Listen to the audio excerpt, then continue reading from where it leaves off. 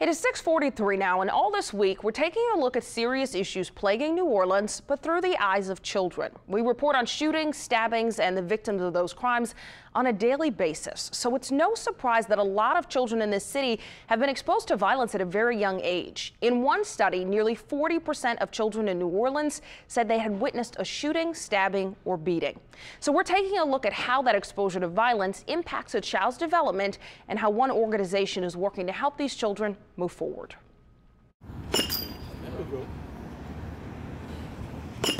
Malcolm Venable is your average 13-year-old. He's an 8th grader at St. Aug, a great baseball player, and he likes hanging out with his friends. It is a lot helpful to know that there's some friends who knows what I'm going through and know how to help me a little bit. And some days, Malcolm has needed a little more help than other kids his age because he's been through a lot. I was 4 years old. My dad came up.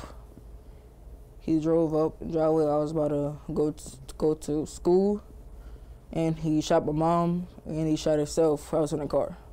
Malcolm's mother survived, but his father died. And years after the tragic incident, Malcolm was struggling to move past it. He blamed himself for what happened. I thought it was my fault.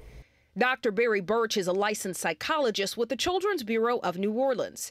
It's a nonprofit that provided crisis intervention and therapy to nearly 1,000 children in the city last year. Dr. Birch says that many kids deal with feelings of guilt after a traumatic experience. You start to think that what happened was your fault, or that, you're a bad person because this happened to you.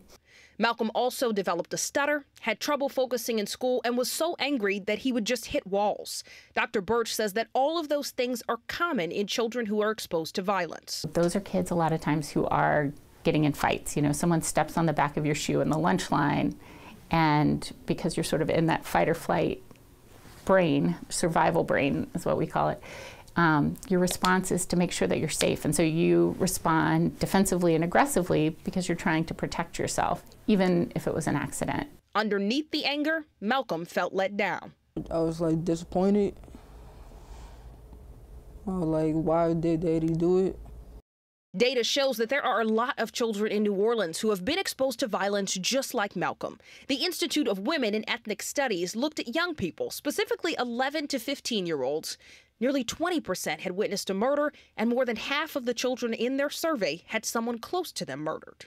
Traumatic experiences can change the way that kids think and feel about themselves.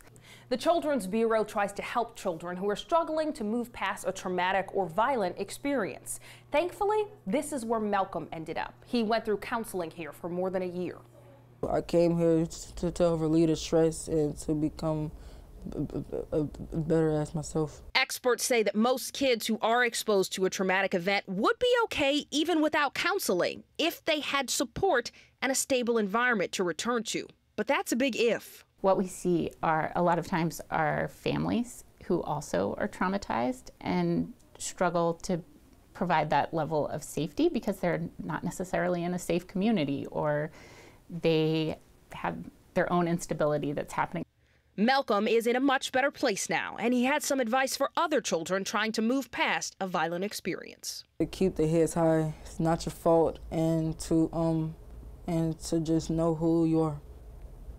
The Children's Bureau does not charge for its services, but it does have a 3-month waiting list. The counselors there say the city needs more services. So for more information on the Children's Bureau, you can head over to our website, WWLTV.com, and click on links. And so many kids do go through anger issues as children, but when you go through something like what this young man went through? And a lot of times it is stemming from something they've been exposed to, like violence as a child, and it's never addressed. So Malcolm is one of the good cases. He got counseling at a young age.